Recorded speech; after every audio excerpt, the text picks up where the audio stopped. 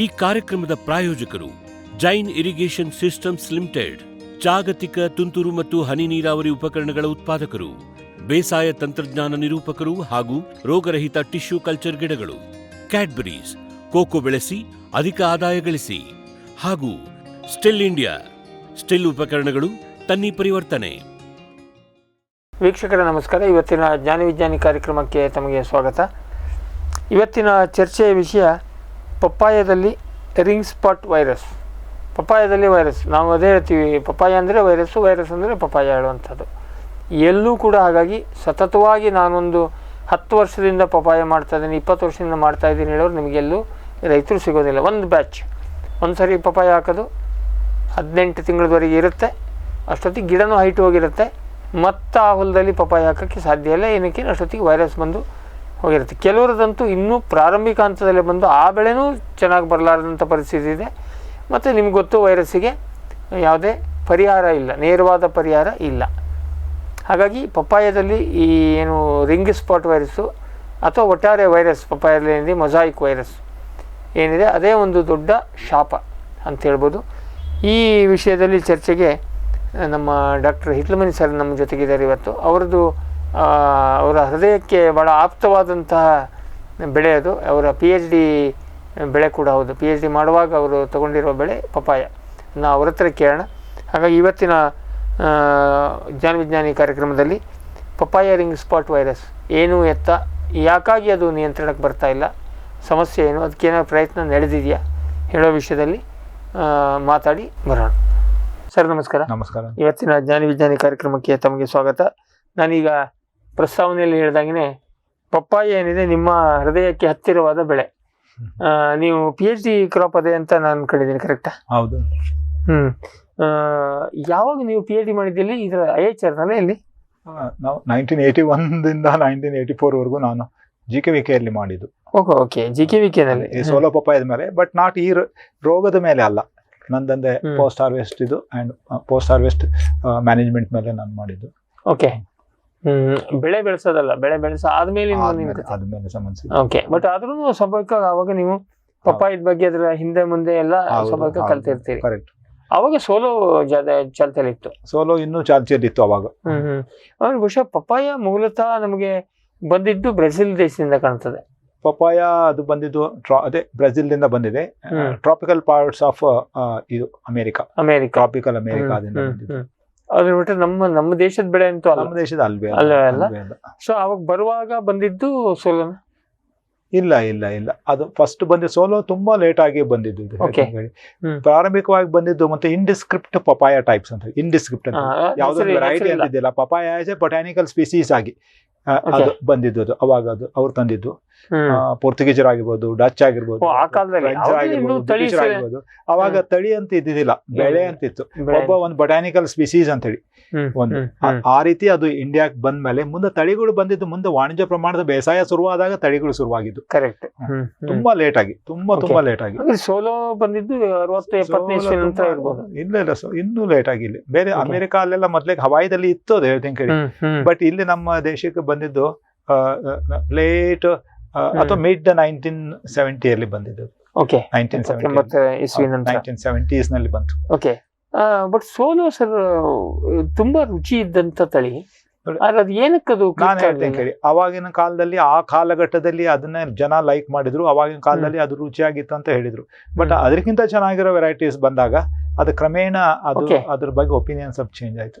Okay, ರುಚಿಯಲ್ಲಿ ಕಡಿಮೆ ಆಯ್ತು, ಎಲ್ಲದರಲ್ಲಿ ಕಡಿಮೆ ಆಯ್ತು. ನೋಡಿ ನಮ್ಮ ಈಗಿದೆ ನೋಡಿ, ಈಗ ರೂಲಿಂಗ್ ವೆರೈಟಿ ಯಾವ್ದು ಅಂತಂದ್ರೆ ಮಾರ್ಕೆಟ್ ನಲ್ಲಿ ಸ್ಟೇಕ್ ಜಾಸ್ತಿ ಇರೋದಂದ್ರೆ 100ಕ್ಕೆ 100ರಷ್ಟು ಒಂದು ವೆರೈಟಿನ ಇದೆ ಇವತ್ತಿಗೆ, ಹೆಚ್ಚು ಕಡಿಮೆ 100ಕ್ಕೆ 100ರಷ್ಟು.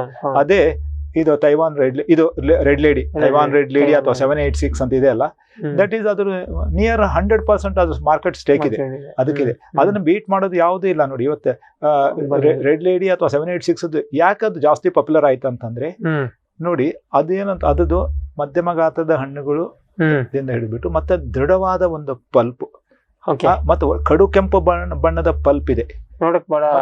ಫಿಮೇಲ್ ಫ್ರೂಟ್ಸ್ ಆಲ್ಮೋಸ್ಟ್ ಸೀಡ್ಲೆಸ್ ಇರ್ತಿವೆ. ಮತ್ತೆ ಅದ್ರ ಕೀಪಿಂಗ್ ಕ್ವಾಲಿಟಿ ತುಂಬಾ ಚೆನ್ನಾಗಿರ್ತದೆ. ಮತ್ತೆ ಅದಕ್ಕೆ ಆಫ್ ಫ್ಲವರ್ ಯಾವುದೂ ಇರಲ್ಲ. ಪಪಾಯದಲ್ಲಿ ಆಫ್ ಫ್ಲೇವರ್ ಹಿಂದೆಲ್ಲ ಇದ್ದ ವೆರೈಟೀಸ್, ಫಾರ್ ಎಕ್ಸಾಂಪಲ್ ವಾಷಿಂಗ್ಟನ್, ಸಿವೋ ವೆರೈಟೀಸ್ ಎಲ್ಲ ಸ್ವಲ್ಪ ಆಫ್ ಫ್ಲೇವರ್ ಇರ್ತಾ ಇತ್ತು, ಅಂದ್ರೆ ಲ್ಯಾಟೆಕ್ಸ್ ಸ್ಮೆಲ್ ಇತ್ತು. ಇಲ್ಲಿ ಅದು ಇರಲ್ಲ. ಇಲ್ಲಿ ಹೌದು, ಒಂಥರ ಸೊಗಡು ವಾಸನೆ ಅದು ಇದರಲ್ಲಿ ಅದರಿಂದ ಇವೆಲ್ಲದರಿಂದ ಇವತ್ತು ಮಾರ್ಕೆಟ್ ಅಲ್ಲಿ ಇವತ್ತು ಸಕ್ಸಸ್ ಆಗಿದ್ದು ಅಥವಾ ತನ್ನ ಸಾರ್ವಭೌಮತ್ವವನ್ನು ಸ್ಥಾಪಿಸಿದ್ದು ಇದು ತೈವಾನ್. ಇದರಲ್ಲಿ ಆ ಲೇಟೆಕ್ಸ್ ಮೇಣದ ವಾಸನೆ ಇಲ್ದೋಗಿದ್ದು ಬಹಳ ಮಹತ್ವದ್ದು. ಹೌದು, ಇಲ್ಲಾಂದ್ರೆ ಅದೊಂಥರ ವಿಚಿತ್ರ ಸೊಣಕು ವಾಸನೆ. ಈಗ ನಮ್ಮಲ್ಲೆಲ್ಲ ಹಳ್ಳಿ ಮೇಲೆ ಸುಮ್ನೆ ಎಲ್ಲೋ ಬಿದ್ದುಟ್ಟಿದಿರುತ್ತೆ, ಕೆಲವು ಚೆನ್ನಾಗಿರುತ್ತೆ, ಕೆಲವು ಒಂಥರ ಸೊಗಡು ವಾಸನೆ. ಸೊ ಇದು ಈ ವೆರೈಟಿ ಇದೆಲ್ಲ ಮಾರ್ಕೆಟ್ ಡ್ರೈವನ್ ವೆರೈಟಿ, ಇದು ತೈವಾನ್ ರೆಡ್ ಲೇಡಿ.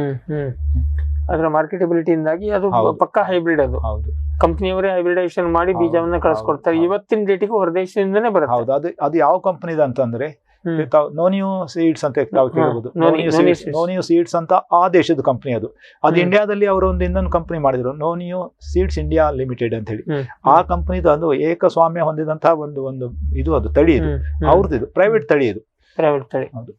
ಅದ್ರ ಎದುರಿಗೆ ಯಾವ ತಳಿನೂ ನಿಂತಿಲ್ಲ ಇವತ್ತು. ಇದು ಬಹುಶಃ ಜಾಗತಿಕವಾಗಿ ಸ್ಪ್ರೆಡ್ ಆಯ್ತಾ ಇದೆ ನೋಡಿ. ಈ ತೈವಾನ್ ರೆಡ್ ಲೇಡಿನ ಬೀಟ್ ಮಾಡ್ಬೇಕಾದ್ರೆ ತೈವಾನ್ ರೆಡ್ ಲೇಡಿಗಿಂತ ಚೆನ್ನಾಗಿರೋ ವೆರೈಟೀಸ್ ಬಂದ್ರೆ ಅದನ್ನ ಖಂಡಿತ ಬೀಟ್ ಮಾಡುತ್ತೆ. ಅಂತದ್ದು ಬರ್ಬೇಕಲ್ಲ. ಹೌದು, ಅದೇ ಕಂಪನಿಯವರೇ ಸುಮಾರಷ್ಟು ಮಾಡಿದ್ರು, ಬಟ್ ಅದು ಯಾವುದೋ ಕ್ಲಿಕ್ ಆಗ್ಲಿಲ್ಲ. ಸೊ ಅದು ಹಾಗಾಗಿ ಅದೇ ಏಕಸ್ವಾಮ್ಯ. ಹಾಗಾಗಿ ಈ ರೆಡ್ ಲೇಡಿ ಅಂತ ತಳಿಗಳು ಬಂದ್ಮೇಲೆ ಸೋಲೋ ಲೆಕ್ಕಕ್ಕಿಲ್ದಂಗ ಆಯ್ತು. ಸೋಲೋ ರುಚಿ ಚೆನ್ನಾಗಿತ್ತು. ಅದ್ರದ್ದೇ ಅದಕ್ಕೆ ಅಡ್ವಾಂಟೇಜ್ ಇತ್ತು. ಫಾರ್ ಎಕ್ಸಾಂಪಲ್ ಅದ್ರ ಸೈಜ್ ನೋಡಿ. ಸೋಲೋ ಸೈಜ್ ಅಂದ್ರೆ ಒಬ್ಬರು ಅದನ್ನ ತಿನ್ನೋ ಅಷ್ಟು, ಒಬ್ಬರು ತಿನ್ನೋ ಅಷ್ಟು.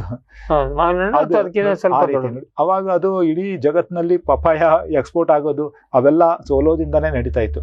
ಅವಾಗ ಇದು ಇದ್ದಿದ್ದಿಲ್ಲ ಇನ್ನು ಈ ವೆರೈಟಿ, ಅದರಿಂದ ಅವಾಗ ಅದು ನಡೀತಾ ಇತ್ತು. ಹಂಗಿದ್ರೆ ಈಗ ರೆಡ್ ಲೇಡಿನ ಜಗತ್ತಿನಾದ್ಯಂತ ಈಗ ಪ್ರಿಫರ್ ಮಾಡ್ತಿದ್ದಾರೆ ಎಲ್ಲರೂ. ನೋಡಿ, ಎಲ್ಲಾ ದೇಶಗಳು ಮೊದ್ಲಕ್ಕೆ ಯಾರು ಸೋಲೋ ಡಿಪೆಂಡೆನ್ಸಿ ಇದ್ದಂತ ಕಂಟ್ರೀಸ್ ಎಲ್ಲವೂ ಇವತ್ತು ರೆಡ್ ಲೇಡಿಗೆ ಬಂದಿದ್ದಾರೆ. ಬಂದಿದ್ದಾರೆ ಎಲ್ಲ. ಒಂದು ಕಂಪನಿಯ ಕೈಲಿದೆ ಇಡೀ ಜಗತ್ತಿನ ಪಪಾಯ. ಹೌದು. ಸರಿ, ಈಗ ನಾವು ಇವತ್ತಿನ ಚರ್ಚೆಯ ಮೂಲ ವಿಷಯಕ್ಕೆ ಬರೋಣ. ಪಪಾಯದಲ್ಲಿ ವೈರಸ್. ಬಹುತೇಕ ಪಪಾಯದಲ್ಲಿ ಇರುವಂತ ಮುಖ್ಯ ರೋಗಗಳಲ್ಲಿ ಇದು ಒಂದು. ಅಂದ್ರೆ ಈ ಪಪಾಯದಲ್ಲಿ ಹಣ್ಣು ಕೇಳಿದ್ರೆ ಇದು ಬರುತ್ತೆ, ಏನು ಕಾಲರ್ ರಾಟ್ ಬರುತ್ತೆ. ಹೌದು.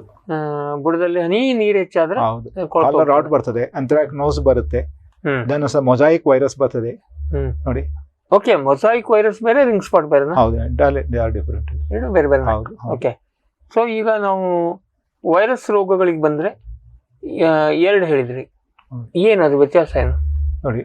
ಇದೇನಂತ ಅಂದ್ರೆ ನೋಡಿ, ಇದಕ್ಕೆ ಮೊಜಾಯಿಕ್ ಸಿಂಪ್ಟಮ್ಸ್ ಇರ್ತದೆ. ರಿಂಗ್ ಸ್ಪಾಟ್ ವೈರಸ್ ನಲ್ಲಿ ಮೊಜಾಯಿಕ್ ಸಿಂಪ್ಟಮ್ಸ್ ಇರುತ್ತವೆ. ಅದು ಎಲೆ ಮೇಲೆ ಇರುತ್ತದೆ. ಅದಲ್ದೇನೆ ಇನ್ನು ಅಡಿಷನಲ್ ಸಿಂಪ್ಟಮ್ಸ್ ಏನಿರ್ತವೆ ಅಂತಂದ್ರೆ ಬರೀ ಮೊಜಾಯಿಕ್ ದಲ್ಲಿ ಇರ್ಲಾರ್ದಂಥದ್ದು ನೋಡಿ. ಏನಿರ್ತವೆ ಅಂತಂದ್ರೆ ಕಾಯಿಗಳ ಮೇಲೆ ಚಿಕ್ಕೆಗಳಾಗ್ತವೆ. ಅಂದ್ರೆ ರೌಂಡ್ ರಿಂಗ್ ಸ್ಪಾಟ್ ಆದಂಗ ಆಗಿರ್ತವೆ, ಕಾನ್ಸೆಂಟ್ರಿಕ್ ರಿಂಗ್ಸ್ ಆದಂಗ ಆಗುತ್ತೆ. ಮತ್ತೆ ಇದು ಪಿಟಿಒಲ್ ಇರ್ತದಲ್ಲ, ಪಿಟಿಒಲ್ ದಲ್ಲಿ ಪರ್ಪಲ್ ಕಲರ್ಡ್ ಅಥವಾ ವಾಟರ್ ಸೋಕ್ಡ್ ಸ್ಟ್ರೀಕ್ಸ್ ಇರ್ತವೆ. ಅಂದ್ರೆ ನೀವು ಹೇಳೋದು ಇದು ಪಿಟಿಒಲ್ ಅಂದ್ರೆ ಅದು ಎಲೆಯ ತೊಟ್ಟು, ದೇಟು ಅಂತ ಹೇಳ್ತಾರೆ. ದೇಟು ಮೇಲೆ ಅಲ್ಲಿ ವಾಟರ್ ಸ್ಟಿಕ್ಸ್. ಮತ್ತೆ ಮುಂದೆ ಬೇರೆ ಕಡೆ ಮೊಜಾಯಿಕ್ ಅದಕ್ಕೂ ಬೇಕಾದಷ್ಟು ಸ್ವಾಮ್ಯ ಇದೆ. ಆ ಮೊಜಾಯಿಕ್ ದಲ್ಲೇ ಇದೊಂದು ಮ್ಯೂಟೆಂಟ್ ಆಗಿ ರಿಂಗ್ ಸ್ಪಾಟ್ ಆಗಿರ್ಬೋದು ಅಂತಾನು ಸಹ ಸೈಂಟಿಸ್ಟ್ಗಳು ಅದನ್ನೇ. ಹಂಗಿದ್ರೆ ಈಗ ಮೊದಲು ಪಪಾಯದಲ್ಲಿ ಬಂದಿರೋದು ಮೊಜಾಯಿಕ್. ಎಲೆ ಎಲ್ಲ ಹಳದಿಯಾಗಿ ಮುದ್ದೆ ಮುದ್ದೆ ಮುದ್ದೆ ಹಾಕೊಂಡಿದ್ದಂಗೆ ಹಳದಿ ಮತ್ತೆ ಹಸಿರಿಂದ ಅದು ಆಮೇಲೆ ಸರಿಯಾಗಿ ಬೆಳವಣಿಗೆ ಆಗೋದಿಲ್ಲ, ಒಂದೇ ಕಡೆ ಗುಚ್ಚ ಆಗ್ತದೆ. ಆ ತೊಟ್ಟಿನ ಇದು ಕಡಿಮೆ ಆಗ್ತಾ ಹೋಗುತ್ತೆ. ಸೊ ಗಿಡದ ಬೆಳವಣಿಗೆಯನ್ನು ಅಲ್ಲಿಗೆ ಫ್ರೂಟ್ ಸೆಟ್ ಆಗೋದು ನಿಂತು ಹೋಗುತ್ತೆ. ಅದು ಒಂದು ತೀವ್ರವಾದ ಒಂದು ಹಂತಕ್ಕೆ ಬಂದಾಗ, ಅದು ಮೊಜಾಯಿಕ್ ಆಗಿರ್ಬೋದು ಅಥವಾ ರಿಂಗ್ ಸ್ಪಾಟ್ ಆಗಿರ್ಬೋದು, ಒಂದು ತೀವ್ರವಾದ ಹಂತ ತಲುಪಿದಾಗ ಫ್ರೂಟ್ ಸೆಟ್ ಆಗೋದು ನಿಂತು ಹೋಗುತ್ತೆ. ಓಕೆ, ಸೊ ಹಾಗಾದ್ರೆ ಮೊಜಾಯಿಕ್ ಬೇರೆ. ಈಗ ಹಂಗಾರೆ ಪಪಾಯದಲ್ಲಿ ಮೊದಲಿದ್ದಂತಹ ಒಂದು ಡಿಸೀಸ್ ಅದು ಮೊದಲಿಂದ ಇತ್ತು. ಓಕೆ, ಈ ಹಂಗಾರೆ ರಿಂಗ್ ಸ್ಪಾಟ್ ಹೇಳೋದು ಗಮನಕ್ಕೆ ಬಂದಿದ್ದು ಯಾವಾಗಿಂದ? ರಿಂಗ್ ಸ್ಪಾಟ್ ಬಂದಿದ್ದು ಇದು ಯಾವಾಗ ಈ ವೆರೈಟಿ ಬಂತು ಅವಾಗೇನೆ ಬಂತು, ಹೆಚ್ಚು ಕಡಿಮೆ 90s ನಲ್ಲೇ ಇತ್ತು ನೋಡಿ. 90s ನಲ್ಲಿ ಅದು ಇಂಟ್ರೊಡ್ಯೂಸ್ ಆದಾಗ, 90 ನಲ್ಲಿ ಇದ್ದಾಗ, 1990 ಇದು ಬಂದಾಗ, ಅದಾದ ಬಂದ ಕೆಲವೇ ವರ್ಷಗಳಲ್ಲಿ ರಿಂಗ್ ಸ್ಪಾಟ್ ವೈರಸ್ ಬಂತು. ಓಕೆ, ಬಂತು. ಸೊ ಇಲ್ಲಿ ಏನ್ ಕೇಳಿದ್ರೆ ಅದು ಹೊಸದಾಗಿ ಬಂತು ಅಥವಾ ಇದರಲ್ಲೇ ಆಯ್ತೋ ಗೊತ್ತಿಲ್ಲ. ಈ ರಿಂಗ್ ಸ್ಪಾಟ್ ವೈರಸ್ ಹೇಳೋದು ಜಗತ್ತಿನಲ್ಲಿ ಎಲ್ಲ ಕಡೆ ಇದೆಯಾ ಅಥವಾ ನಮ್ಮಲ್ಲಿ ಮಾತ್ರನಾ? ನೋಡಿ ಇದು ಎಲ್ಲಾ ಏರಿಯಾದಲ್ಲಿ ಇದೆ ನೋಡಿ. ಪಪಾಯನ ಎಲ್ಲಿ ಬೆಳಿತಾರ ಅಂತಂದ್ರೆ ಟ್ರಾಪಿಕಲ್ ಏರಿಯಾಸ್ ನಲ್ಲಿ ಮತ್ತೆ ಸಬ್ ಟ್ರಾಪಿಕಲ್ ಏರಿಯಾಸ್ ಉಷ್ಣ ಮತ್ತೆ ಸಮಶೀತೋಷ್ಣ ವಲಯದಲ್ಲಿ ಸಹ ಪಪಾಯ ಬೆಳಿತಾರೆ. ಹೌದು, ಬೆಳಿತಾರೆ. ಬಟ್ ಇದು ತೈವಾನ್ ರೆಡ್ ಲೇಡಿ ಇದೆ ಅಲ್ಲ, ಅದು ಸ್ವಲ್ಪ ಟ್ರಾಪಿಕಲ್ ಏರಿಯಾಸ್ ನಲ್ಲಿ ಜಾಸ್ತಿ ಪರ್ಫಾರ್ಮೆನ್ಸ್ ಇದೆ. ಇದು ಉಷ್ಣತೆ ಚೆನ್ನಾಗಿದೆ. ಟ್ರಾಪಿಕಲ್ ದಲ್ಲಿ ಅಷ್ಟು ಅದು ಟ್ರಾಪಿಕಲ್ ಏರಿಯಾದಷ್ಟು ಸಕ್ಸಸ್ಫುಲ್ ಆಗಿ ಬರಲ್ಲ. It is a tropical variety. Taiwan red lady is a tropical variety. ಅದು ಉಷ್ಣವಲಯದ ತಳಿ. ಮತ್ತೆ ಈ ರೋಗ ಉಷ್ಣವಲಯದಲ್ಲಿ ಜಾಸ್ತಿ. ಉಷ್ಣವಲಯದಲ್ಲಿ ಜಾಸ್ತಿ ಇದೆ. ಸೊ ಹಾಗಾಗಿ ಒಂದು ರೀತಿಯಲ್ಲಿ ರೆಡ್ ಲೇಡಿ ಜೊತೆಗೆ ಬಂತು ಅಂತ ಹೇಳ್ಬೋದು. ಅಥವಾ ಆ ಸಂದರ್ಭದಲ್ಲಿ ಬಂತು.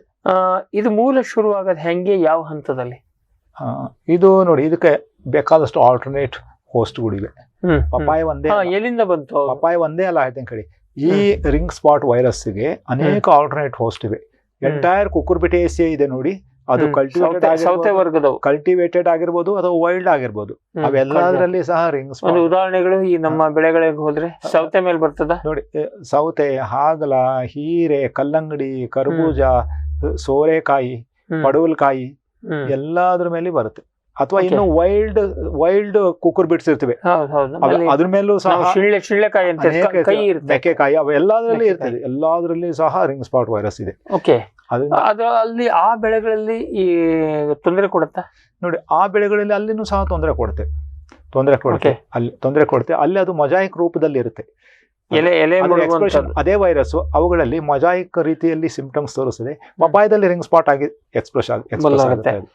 ಅಲ್ಲಿ ಹಂಗಿದ್ರೆ ಈಗ ಅಲ್ಲಿನೂ ತೊಂದರೆ ಕೊಡುತ್ತೆ. ಮೊಜಾಯಿಕ್ ಕಾಯಿ ಮೇಲೆ ಬರೋದಿಲ್ಲ, ಕಾಯಿ ಮೇಲೆ ಬರಲ್ಲ, ಬಟ್ ಕಾಯಿಗಳು ಡಿಸ್ಟಾರ್ಟ್ ಆಗುತ್ತೆ. ಅಲ್ಲಿ ಮತ್ತೆ ಅಲ್ಲಿ ಲಾಸ್ ಆಫ್ ಸಿಮೆಟ್ರಿ ಅಂತ ಹೇಳ್ತಾರೆ. ಎಲೆಗಳು ಸಿಮೆಟ್ರಿನೂ ಹೋಗುತ್ತೆ. ಮತ್ತೆ ಸರಿ ಸಮ ಪಾಲಿರೋದು. ಫಾರ್ ಎಕ್ಸಾಂಪಲ್ ಕುಕ್ಕರ್ ಬಿಟ್ಟದ ಎಲೆ ಅದು ಚೆನ್ನಾಗಿ ಒಂದು ಹಿಂಗ್ ಲೋಬ್ಡ್ ಕರೆಕ್ಟ್ ಆಗಿರ್ತದೆ, ಸಿಮೆಟ್ರಿಕಲ್ ಆಗಿರ್ತದೆ. ಇದು ಈ ರೋಗ ಬಂದಾಗ ಅಸಿಮೆಟ್ರಿಕಲ್ ಆಗುತ್ತೆ. ಒಂದು ಮಧ್ಯದ ಭಾಗದಿಂದ ಈ ಕಡೆ ಲಾಸ್ ಆಫ್ ಕ್ಲೋರೋಫಿಲ್ ಆಗುತ್ತೆ. ಮತ್ತೆ ಪರ್ಫೆಕ್ಟ್ ಇದು ಫ್ಲವರ್ಸ್ ನಲ್ಲಿ ಡಿಸ್ಟಾರ್ಷನ್ಸ್ ಜಾಸ್ತಿ ಆಗುತ್ತೆ. ಪೋಲನ್ ಫಾರ್ಮೇಶನ್ ಸರಿ ಆಗಲ್ಲ, ಓವರಿ ಫಾರ್ಮೇಶನ್ ಸರಿ ಆಗಲ್ಲ, ಫ್ರೂಟ್ ಸೆಟ್ ಸರಿಯಾಗಿ ಆಗಲ್ಲ, ಮತ್ತೆ ಕಾಯಿಗಳು ಸೊಟ್ಟಾಗ್ಬಿಡ್ತೀವಿ. ಅವೆಲ್ಲ ಕುಕ್ಕರ್ ಬಿಟ್ಸ್ ಅಲ್ಲಿ ಇರ್ತೀವಿ ಇದರಲ್ಲಿ. ಬಟ್ ಅದೇ ರೀತಿ ರಿಂಗು ಕಾಣುವಂತ ವ್ಯವಹಾರ ರಿಂಗ್ ಬಂದ್ಬಿಟ್ಟು ಉಳಿದೆಲ್ಲ ಅಲ್ಲಿ ಇರ್ತೀವಿ ಆಗತ್ತೆ. ಸೊ ಹಾಗಾಗಿ ಈಗ ಈ ತರದ್ದು ಸ್ವಾಭಾವಿಕವಾಗಿ ನೈಸರ್ಗಿಕವಾಗಿ ಅಥವಾ ನಾವು ಬೆಳೆಸಿದ್ದು ಸುತ್ತಮುತ್ತ ಇದೇ ಇರುತ್ತೆ, ಸದಾ ಇರುತ್ತೆ. ಅಲ್ಲಿಂದ ವೈರಸ್ ಈ ಪಪಾಯಕ್ಕೆ ದಾಟ್ಕೊಂಡು. ಬರೀ ಪಪಾಯ ಒಂದೇ ನಾವು ಮಾಡ್ತೀವಿ ಅಂತ ಅಥವಾ ಬೆಳೆದ್ಬಿಟ್ಟಿದ್ದೇವೆ, ಅದು ಹೆಂಗ್ ಬಂತು ಅಂತ ಪ್ರಶ್ನೆನೇ ಇಲ್ಲ. ಯಾಕಂದ್ರೆ ಈ ಕುಕ್ಕರ್ ಬಿಟ್ಸ್ ಸದಾ ಕಾಲದಲ್ಲಿ ಒಂದಿಲ್ದ ಒಂದು ಕುಕ್ಕರ್ ಬಿಟ್ಟು ಅಥವಾ ಒಂದಿಲ್ದ ಒಂದು ವೈಲ್ಡ್ ವೆರೈಟಿ ಆಫ್ ಕುಕ್ಕರ್ ಬಿಟ್ಟು ಇದ್ದೇ ಇರ್ತದೆ. ಅಲ್ಲಿಂದ ಬಂದೇ ಬರುತ್ತೆ. ಅದರಿಂದ ಬರುತ್ತೆ. ಓಕೆ. ಸೊ ಪಪಾಯ ಇದ್ರಂತೂ ಸ್ವಾಭಾವಿಕವಾಗಿ ಬರುತ್ತೆ. ಮತ್ತೆ ಇದಕ್ಕೆ ವಾಹಕ ಯಾವ್ದಂತಂದ್ರೆ ಏನಂತ ನೋಡಿ, ವೆಕ್ಟರ್ಸ್ ಅಂತ ಹೇಳ್ತಾರೆ. ಕೀಟಗಳು, ರಸ ಹೀರುವ ಕೀಟಗಳು. ಅದೊಂದು ಆಫಿಡ್ ಆಗಿರ್ಬೋದು, ವೈಟ್ ಫ್ಲೈಸ್ ಆಗಿರ್ಬೋದು, ಮತ್ತೆ ಬಗ್ಸ್ ಆಗಿರ್ಬೋದು, ಡಿಫ್ರೆಂಟ್ ಬಗ್ಸ್ ಇವೆಲ್ಲ ಇವೆ. ರಸ ಹೀರುವ ಕೀಟಗಳಿಂದ ಬರ್ತದೆ. ಎಲೆ ತಿನ್ನುವ ಕೀಟ, ಎಲೆ ಇದು ಅಂತದ್ರಿಂದ ಬರಲ್ಲ. ಇದು ಕ್ಯಾಟರ್ಪಿಲ್ಲರ್ಸ್ ಇಂದ ಬರಲ್ಲ, ಬಗ್ಸ್ ಇಂದ ಬರ್ತದೆ, ಆಫಿಡ್ಸ್ ಇಂದ. ಯಾವ್ದು ರಸ ಹೀರ್ತದೋ ಅದರಿಂದ ಬರ್ತದೆ. ರಸ ಹೀರುವ ಬಹುಶಃ ಅದು ರಸ ಹೀರಿದಾಗ ವೈರಸ್ ಅದ್ರ ಹೊಟ್ಟೆ ಒಳಗೆ ಸೇರ್ಕತ್ತದೆ. ಆಮೇಲೆ ಇಲ್ಲಿ ಬಂದು ಚುಚ್ಚಿದಾಗ ಮತ್ತೆ ಆಚೆ ಬರ್ತದೆ. ಹೌದು. ಅದ್ರ ಮೌತ್ ಪಾರ್ಟ್ಸ್ ಅಂತ ಇರ್ತದಲ್ಲ, ಆ ಸೂಜಿ ಟೈಪ್, ಅದರ ಮೂಲಕ ಇದಕ್ಕೆ ಟ್ರಾನ್ಸ್ಫರ್ ಆಗುತ್ತೆ, ಇಂಜೆಕ್ಷನ್ ಕೊಟ್ಟ. ಹೌದು. ಇದಕ್ಕೆ ಇನ್ನೊಂದು ನೋಡಿ, ಇದಕ್ಕೊಂದು ಒಂದು ಪ್ಲಸ್ ಪಾಯಿಂಟ್ ಅಂತ ಹೇಳ್ಬೋದು ಅನ್ಸುತ್ತೆ. ಅದು ಅಬ್ಸಲ್ಯೂಟ್ ಪ್ಲಸ್ ಪಾಯಿಂಟ್ ಅಲ್ಲ. ಇದು ಬೀಜದಿಂದ ಪ್ರಸಾರ ಆಗೋದಲ್ಲ. ನೋಡಿ, ಇದು papaya ring spot virus is not seed Born. ಅದನ್ನ ಪ್ರೂವ್ ಮಾಡಿದಾರೆ ಅಲ್ಲಿ. It is prove beyond doubt. ಇದು ಸೀಡ್ ಬಾರ್ನ್ ಅಲ್ಲ, ಇದು ದಿಸ್ ಇಸ್ ಎನ್ವಿರಾನ್ಮೆಂಟಲ್ ಬಾರ್ನ್. ಅಲ್ಲ, ಇದು ಯಾವ ಹಂತದಲ್ಲಿ ಶುರುವಾಗುತ್ತೆ? ಗಿಡ ಚಿಕ್ಕದಿದ್ದಾಗ ನೋಡಿ, ರಿಂಗ್ ಸ್ಪಾಟ್ ವೈರಸ್ ಎಷ್ಟು ಕೆಟ್ಟ ಘೋರವಾದ ರೀತಿಯಲ್ಲಿ ಹಾನಿ ಉಂಟು ಮಾಡ್ತದೆ ಅಂದ್ರೆ ಚಿಕ್ಕದಿದ್ದಾಗನೆ ಸಸಿಗಳು ನರ್ಸರಿಯಲ್ಲೇ ಬಂದ್ಬಿಡ್ತದೆ. ಕೆಲಸ ಇನ್ಫೆಕ್ಷನ್ ನರ್ಸರಿಯಲ್ಲಿ ಸಹ ಆಗ್ಬೋದು. ನರ್ಸರಿಯಲ್ಲಿ ಸಹ ಆಗ್ಬೋದು. ಅದರಿಂದ ನರ್ಸರಿಯಲ್ಲಿ ಹೇಗೆ ಗೊತ್ತಾಗುತ್ತೆ? ನರ್ಸರಿಯಲ್ಲಿ ಬೆಳೆಸಬೇಕಾದ್ರೆ ಇದನ್ನ ಫುಲ್ ಇನ್ಸೆಕ್ಟ್ ಪ್ರೂಫ್ ನರ್ಸರಿಯಲ್ಲಿನೇ ನಾವು ಬೆಳೆಸಬೇಕಾಗುತ್ತೆ. ಇನ್ಸೆಕ್ಟ್ ಪ್ರೂಫ್ ಕಂಡೀಷನ್ಸ್ ಅಲ್ಲಿ ಕೀಟಗಳು ಸಾಧ್ಯತೆ ಇದೆ. ಇವತ್ತು ಇನ್ಸೆಕ್ಟ್ ಪ್ರೂಫ್ ನೆಟ್ಸ್ ಎಲ್ಲ ಇವೆ, ರ್ಯಾಂಬೋ ನೆಟ್ಸ್ ಎಲ್ಲ, ಅಲ್ಲಿ ಯಾವ ಕೀಟನು ಒಳಗೆ ಬರೋದಿಲ್ಲ. ಅದೇನಂದ್ರೆ ಅದಕ್ಕೆ ಇನಿಷಿಯಲ್ ಅಡ್ವಾಂಟೇಜ್ ಅಂತ ಹೇಳಿ, ಪ್ರಾರಂಭಿಕ ಲಾಭಾಂಶ ಏನಂತಂದ್ರೆ ಚಿಕ್ಕದಿದ್ದಾಗ ಅದು ಮುಕ್ತವಾಗಿರ್ತದೆ ಈ ರೋಗದಿಂದ. ಅದು ದೊಡ್ಡ ಅಡ್ವಾಂಟೇಜ್. ಚಿಕ್ಕದಿದ್ದಾಗ ನರ್ಸರಿಯಿಂದಾನೆ ಶುರುವಾಯ್ತು ಅಂತಂದ್ರೆ ಮುಂದೆ ಏನ್ ಮಾಡಿದ್ರು ಅದು ಬಗ್ಗಲ್ಲ. ಬಟ್ ನರ್ಸರಿಯಲ್ಲಿ ಬರಬಹುದು. ಅಟ್ಲೀಸ್ಟ್ ನರ್ಸರಿಯಲ್ಲಿ ನಾವು ಗಿಡ ತಂದಾಗ ಅದರಿಂದ ರೋಗ ಮುಕ್ತವಾಗಿತ್ತು, ಚೆನ್ನಾಗಿತ್ತು ಅಂತ ಹೇಳ್ಕೋಬಹುದು. ಅದರಿಂದ ನರ್ಸರಿ ತುಂಬಾ ಇಂಪಾರ್ಟೆಂಟ್. ನರ್ಸರಿ ಹಂತದಿಂದ ಹಿಡಿದು ಯಾವ ಹಂತದಲ್ಲಿ ಗ್ರೀನ್ ಹೌಸ್ ನಲ್ಲೇ ಮಾಡ್ಬೇಕಾಗುತ್ತೆ. ಇನ್ಸೆಕ್ಟ್ ಪ್ರೂಫ್ ಗ್ರೀನ್ ಹೌಸ್ ಅಲ್ಲಿ ಮಾಡಿದಾಗ ನಮಗೆ ತುಂಬಾ ಇದು ಇರ್ತದೆ. ನಮ್ಗೆ ಏನ್ ಗೊತ್ತಾ, ರೋಗರಹಿತವಾಗಿದೆ ಅನ್ನೋಕೆ ನಮಗೆ ಜಾಸ್ತಿ ಪ್ರೊಬ್ಯಾಬಿಲಿಟಿ ಇರುತ್ತೆ.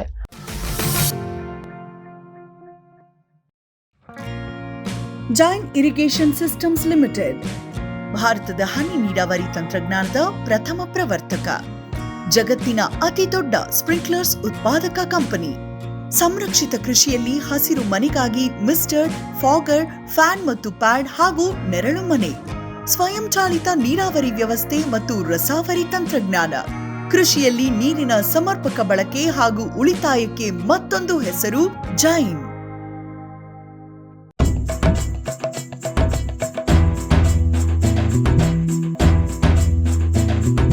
ಕೃಷಿ ಪ್ರಗತಿ ಸಾಕಾರವಾಯಿತು, ಸ್ಟಿಲ್ ತಂತ್ರಜ್ಞಾನದಿ ಸಾಧ್ಯವಾಯಿತು, ಬದಲಾವಣೆಗೆ ಕಾಲ ಕೂಡಿ ಬಂತು.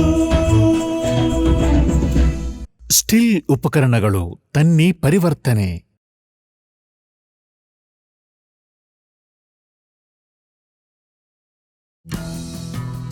ಜೈನ್ಸ್ ಜಗತ್ತಿನ ಅತಿದೊಡ್ಡ ಅಂಗಾಂಶ ಕೃಷಿ ಪ್ರಯೋಗಾಲಯ ಹಾಗೂ ಟಿಸಿ ಗಿಡಗಳ ಉತ್ಪಾದಕರು.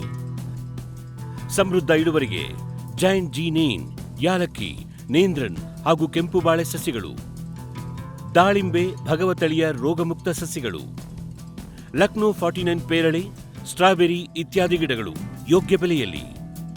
ಅಂಗಾಂಶ ಕೃಷಿಯ ಜಾಗತಿಕ ಬ್ರ್ಯಾಂಡ್ ಜೈನ್. ಕ್ಯಾಡ್ಬರಿ ಚಾಕೊಲೇಟಿನ ಮೂಲ ಅಂಶ ಕೋಕೋ. ನಿಮ್ಮ ಆದಾಯ ದ್ವಿಗುಣಕ್ಕೆ ಕೋಕೋ ಒಂದು ಉತ್ತಮ ಬೆಳೆ. ಅಂತರ ಬೆಳೆ, ಏಕ ಬೆಳೆಯಾಗಿ ಕರ್ನಾಟಕದೆಲ್ಲೆಡೆ ಕೋಕೋ ಬೆಳೆಯಬಹುದು. ಹೈಬ್ರಿಡ್ F1 ಗಿಡಗಳ ಪೂರೈಕೆ ಮತ್ತು ಕೋಕೋ ಬೀಜ ಖರೀದಿ ಕ್ಯಾಡ್ಬರಿಯಿಂದ. ಲಕ್ಷಾಂತರ ಎಕರೆ ಬೆಳೆ ವಿಸ್ತರಣೆಗೆ ಇದೇ ಅವಕಾಶ. ಈ ಸದಾವಕಾಶವನ್ನ ಸದ್ಬಳಕೆ ಮಾಡಿಕೊಳ್ಳಿ.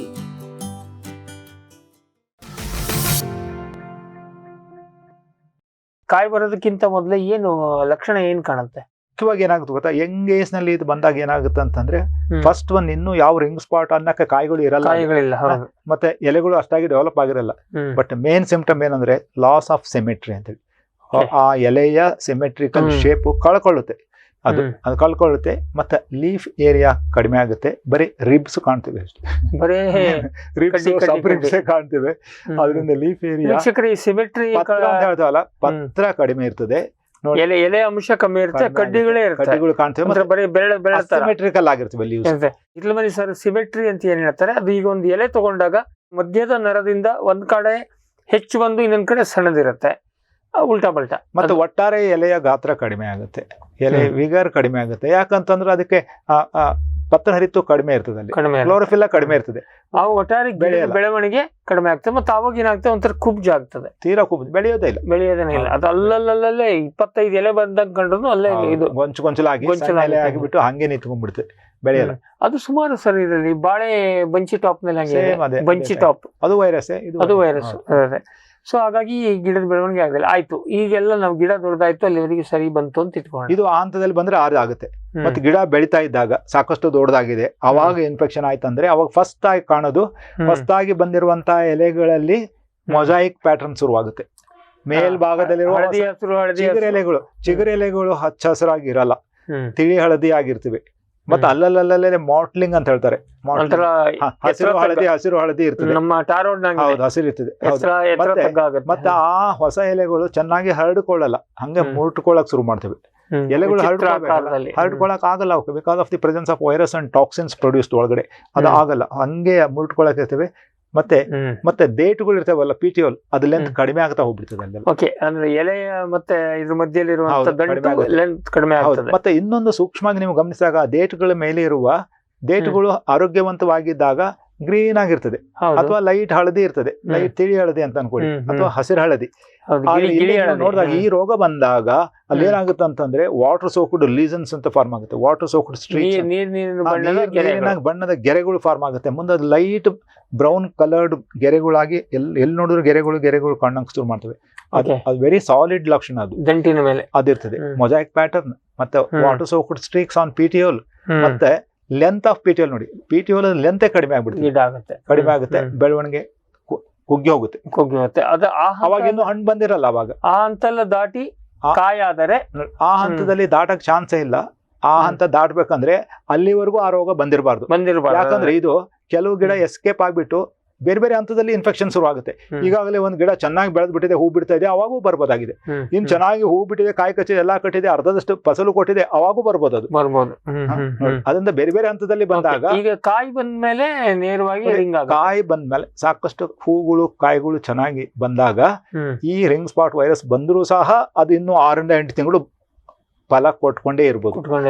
ಆದ್ರೆ ತೀರಾ ಕೆಳಗಿನ ಹೂ ಬಿಡಕ್ಕಿಂತ ಮೊದಲೇ ಅದು ಡಿಸೀಸ್ ಸಿಂಪ್ಟಮ್ಸ್ ಬೆಳೆಯುವ ಭವಿಷ್ಯನೇ ಇರಲ್ಲ ಅದಕ್ಕೆ. ಅದರಿಂದ ಏನು ಎಕ್ಸ್ಪೆಕ್ಟ್ ಮಾಡಕ್ ಆಗಲ್ಲ, ಏನು ಬರೋದಿಲ್ಲ. ಸೊ ಇದರಲ್ಲಿ ಕಾಯಿ ಮೇಲೆ ರಿಂಗು ನೋಡಿ, ಅಲ್ಲೊಂದು ಕಡಿಮೆ ಇದು ಇದ್ದಾಗ, ರೋಗ ಅಲ್ಲಿ ಇನ್ಫೆಕ್ಷನ್ ಆದಾಗ ಅಲ್ಲೊಂದು ಇಲ್ಲೊಂದು ದೂರ ರಿಂಗ್ಸ್ ಕಾಣ್ತೇವೆ. ಬಟ್ ಜಾಸ್ತಿ ಆದಾಗ ಇಡೀ ಮೈ ತುಂಬಾ ಆಗೋದಲ್ದೇನೆ ಕಾಯಿಗಳು ಸಿಮೆಟ್ರಿನೂ ತಪ್ಪಿ ಹೋಗುತ್ತೆ. ಕಾಯಿಗಳು ಅಲ್ಲಲ್ಲಿ ಉಬ್ಬು ತಗ್ಗುಗಳು ಸಹ ಶುರುವಾಗುತ್ತವೆ. ಸಿವಿಯರ್ ಆದಾಗ ಉಬ್ಬು ತಗ್ಗುಗಳಿಂದ ಕೂಡಿದ ವಿಕಾರವಾದ ಕಾಯಿಗಳು ಶುರುವಾಗುತ್ತೆ. ಮತ್ತೆ ಹೊಸದಾಗಿ ಫ್ರೂಟ್ ಸೆಟ್ ಆಗೋದಿಲ್ಲ, ಆಗಲ್ಲ. ಸಾಮಾನ್ಯವಾಗಿ ಈಗೆಲ್ಲ ಹೊಸದಾಗಿ ಹಾಕಿದವ್ರದ್ದೆಲ್ಲ ಒಂದು ಅರ್ಧದಷ್ಟು ಬೆಳೆ ಬರೋವರಿಗೆಲ್ಲ ಸರಿ ಇರ್ತದೆ. ಅಂದ್ರೆ ಇವ್ರು ಮೊದಲೇ ಕಾಳಜಿ ತಗೊಂಡಿರ್ತಾರೆ, ಅಲ್ಲಿವರೆಗೆ ಇನ್ಫೆಕ್ಷನ್ ಆಗಿರೋದಿಲ್ಲ. ಕಡಿ ಯಾವುದೋ ಒಂದು ಹಂತದಲ್ಲಿ ಕೈ ಕೊಡ. ನಾವು ನೋಡಿ, ನಾವೆಲ್ಲ ಇದು ಹೊಸ BSc ಅಗ್ರಿಕಲ್ಚರ್ ಅಥವಾ MSc ಮಾಡ್ಬೇಕಾದ್ರೆ ಇದು ಮೊಜಾಯಿಕ್ ವೈರಸ್ ಬಗ್ಗೆ ನಾವು ಮಾತಾಡಿದಾಗ ಅವಾಗ ಸ್ವಲ್ಪ ಲಿಮಿಟಿಂಗ್ ಫ್ಯಾಕ್ಟರ್ ಇತ್ತದು. ಅವಾಗ ನಾವು ಅಂತಿದ್ವಿ 2 ವರ್ಷ 2.5 ವರ್ಷ 3 ವರ್ಷವರೆಗೂ ಪಪಾಯದ ಲೈಫ್ ಸ್ಪ್ಯಾನ್ ಅಂತಿದ್ವಿ. ಈಗ ಇದು ಬಂದ ಮೇಲೆ 1.5 ವರ್ಷ ಬಂದ್ರೆ ಅದು ಅವ್ರ ಅದೃಷ್ಟ. 18 ತಿಂಗಳು ಬಂದ್ರೆ ಅವ್ರ ಅದೃಷ್ಟನೇ. ಅದ್ರ ಆಚೆ ಬಂದಿದ್ದೆಲ್ಲ ಫುಲ್ ಅದೃಷ್ಟ. ಕಾಯಿ ಮೇಲೆ ರಿಂಗ್ ಬರೋದು ನೋಡಕ್ಕೆ ಅಸಹ್ಯವಾಗಿ ಕಾಣುತ್ತೆ. ಮಾರ್ಕೆಟ್ ಕಾಯಿಗಳ ಮೇಲೆ ರಿಂಗ್ ಬಂದಾಗ ಒಳಗಡೆ ಗುಣಮಟ್ಟನು ಅಷ್ಟೇ ಪ್ರಪೋರ್ಷನೇಟ್ಲಿ ಕಡಿಮೆ ಆಗಿರ್ತದೆ. ಅಲ್ಲಿ ನೋಡಿ, ಕಲರೇಷನ್ ಅಂತ ಹೇಳ್ತಾರೆ ನೋಡಿ, ಪಲ್ಪ್ ಕಲರು ಕಡಿಮೆ ಆಗಿರ್ತದೆ, ಟೇಸ್ಟ್ ಕಡಿಮೆ ಆಗಿರ್ತದೆ. ಮತ್ತೆ ಒಳಗಡೆ ಅಲ್ಲಲ್ಲೇ ಪಲ್ಪ್ ನಲ್ಲಿ ಗಂಟುಗಳು ಉಂಟಾಗುತ್ತೆ. ಗಂಟುಗಳು ನಾವೇನಾದ್ರು ಒಂದು ಚಮಚದಿಂದ ಸ್ಕೂಪ್ ಮಾಡಿ ತಿಂದಾಗ ಅಥವಾ ಹೋಳ್ಗಳು ಮಾಡಿ ತಿಂದಾಗ ನಡುವೆ ಅಲ್ಲಲ್ಲೇ ಗಂಟುಗಳು ಬರ್ತದೆ. ಗಂಟುಗಳು ಉತ್ಪತ್ತಿ ಆಗುತ್ತೆ. ಸೊ ಒಟ್ಟಾರೆ ಕಾಯಿನ ಅಂದ್ರೆ ಹಣ್ಣಿನ ಗುಣಮಟ್ಟ ಕೂಡ. ಇನ್ನೊಂದು ನೋಡಿ, ಮೇಲ್ನೋಟಕ್ಕೆ ರಿಂಗ್ ಸ್ಪಾಟ್ ರಿಂಗ್ ಇದ್ದಾಗ ಅದು ಗ್ರಾಹಕರು ಅದನ್ನ ಇಷ್ಟಪಡಲ್ಲ. ಏನೋ ಆಗಿದೆ, ಈಗ ನಮಗೇನೋ ರಿಂಗ್ ಸ್ಪಾಟ್ ವೈರಸ್ ಎಲ್ಲ ಗೊತ್ತು, ಉಳಿದವರಿಗೆ ಏನೋ ರೋಗ ಬಂದಿದೆ ಅಂತ ತಿಳಿಯೋದಿಲ್ಲ. ಸೊ ಹಾಗಾದ್ರೆ ಇದಕ್ಕೆ ಈಗ ನಾವು ಬರಲಾರ್ದಂಗ್ ನೋಡ್ಕೊಳ್ಳೋದು ಹೆಂಗೆ, ಇದಕ್ಕೆ ಪ್ರಯತ್ನ ಪಡೋದು ಹೆಂಗೆ? ಮ್ಯಾನೇಜ್ಮೆಂಟ್ ನೋಡಿ, ರಿಂಗ್ ಸ್ಪಾಟ್ ವೈರಸ್ ಮ್ಯಾನೇಜ್ಮೆಂಟ್ ಪಪಾಯದಲ್ಲಿ ಎಲ್ಲಿಂದ ಶುರುವಾಗುತ್ತೆ ಅಂತಂದ್ರೆ ನರ್ಸರಿಯಿಂದ ಶುರುವಾಗುತ್ತೆ. ನಾನು ಈಗಾಗಲೇ ಚರ್ಚೆ ಆಗಿದೆ ಇದ್ರ ಬಗ್ಗೆ. ನೋಡಿ, ಇನ್ಸೆಕ್ಟ್ ಪ್ರೂಫ್ ನೆಟ್ ಹೌಸ್ ನಲ್ಲಿ ಅದನ್ನೇ ರಿಂಗ್ ಸ್ಪಾಟ್ ವೈರಸ್ ಬರದ ಹಾಗೆ ಸಸಿ ಮಾಡಿ ಪ್ರಾರಂಭಿಕ ಒಂದು ಅಡ್ವಾಂಟೇಜ್ ಅನ್ನ ನಾವು ರೈತರಿಗೆ ಕೊಡ್ಬೇಕು. ಬಂದಿದೆ, ಅದು ಬಂದ್ಮೇಲೆ ಮುಂದೆ ಎನ್ವೈರನ್ಮೆಂಟ್ ಅಲ್ಲಿ ಏನ್ ಬೇಕಾದ್ರೂ ಆಗ್ಬೋದು. ಅದಾಗಬೇಕಂತಂದ್ರೆ ಹೇಳ್ತೇನೆ ಕೇಳಿ, 2-3 ಕಾಳಜಿ ರೈತರು ವಹಿಸ್ಬೇಕು. ಈಗಾಗಲೇ ಅಲ್ಲಿರುವ ಹಳೆ ತೋಟ ಅಲ್ಲಿತ್ತಂತಂದ್ರೆ, ಹಳೆ ಮರಗಳು ಇತ್ತಂದ್ರೆ ಅವನ್ನೆಲ್ಲ ತೆಗೆದ್ಬಿಡ್ಬೇಕು. ತೆಗೆದ್ಬಿಟ್ಟು ಸ್ವಚ್ಛವಾಗಿ ಇಟ್ಕೊಂಡ್ಬಿಟ್ಟು ಅಲ್ಲಿರೋ ಎಲ್ಲಾ ಈ ಆಲ್ಟರ್ನೇಟ್ ಹೋಸ್ಟ್ಗಳು, ಈ ಕಾಡು ಮೆಕ್ಕೆಯಿಂದ ಹಿಡಿದ್ಬಿಟ್ಟು ಸೌತೆ, ಹಾಗಲ, ಹೀರೆ, ಕಲ್ಲಂಗಡಿ, ಕರ್ಬೂಜ ಅವನ್ನೆಲ್ಲ ತೆಗೆದು ಬೀಸಾಕ್ಬಿಟ್ಟು ಸಾಕಷ್ಟು ಸ್ವಚ್ಛವಾಗಿ ಅಲ್ಲಿ ಇಟ್ಕೊಳ್ಬೇಕು ನೋಡಿ. ಅಥವಾ ಸರ್, ಇದನ್ನ ಪಪಾಯ ಬೆಳೆಸುವಲ್ಲಿವರೆಗೆ ಒಂದು 3 ತಿಂಗಳ ನಾನು ಕುಂಬಳದ ಬಳ್ಳಿ ಹಾಕಲಾಡುವಂತ ಕೆಲ್ಸಕ್ಕೆ ಹೋಗ್ಬಾರ್ದು. ಯಾವುದೇ ಕಾರಣಕ್ಕೂ ಪಪಾಯ ಸುತ್ತಮುತ್ತಲು ಅಥವಾ ಇಂಟರ್ ಕ್ರಾಪ್ ಆಗಿ, ಮಿಕ್ಸ್ ಕ್ರಾಪ್ ಆಗಿ ಈ ಕುಕ್ಕುರ್ ಬಿಟ್ಸ್ ಹಾಕ್ಲೇಬಾರ್ದಾಗಿದೆ. ಹಾಕಿದ್ರೆ ಏನಾಗುತ್ತೆ ಗೊತ್ತಾ, ಗಿಡದ ಆಯುಷ್ಯ ಕಡಿಮೆ ಆಗ್ಬಿಡ್ತದೆ ಬಹಳ ಬೇಗನೆ. ಆದಷ್ಟು ಬೇಗನೆ ರೆಡಿಮೇಡ್ ಅಲ್ಲ ಅದು. ಒಂದು ನೆಟ್ ಹೌಸ್ ನಲ್ಲಿ ಗಿಡ ಮಾಡಿದ್ದು ರೋಗರಹಿತವಾಗಿ ತರಬೇಕು. ಒಂದು ಎರಡನೇದು ಈ ತರ ಅಂತರ ಬೆಳೆಗಳನ್ನ ಯಾವ್ದು ಮಾಡಕ್ ಹೋಗ್ಬಾರ್ದು. ಮೂರನೇದು ಕೀಟ ನೋಡಿ, ಈ ಪ್ರಸಾರಕಗಳು ಅಂತ ಹೇಳ್ತಾರೆ ನೋಡಿ. ಪ್ರಸಾರಕಗಳು ಅಂದ್ರೆ ವೆಕ್ಟರ್ಸ್ ಅಂತ ಹೇಳ್ತಾರೆ. ಇವೆಲ್ಲ ಇನ್ಸೆಕ್ಟ್, ಸಕ್ಕಿಂಗ್ ಇನ್ಸೆಕ್ಟ್, ವಾಹಕಗಳು.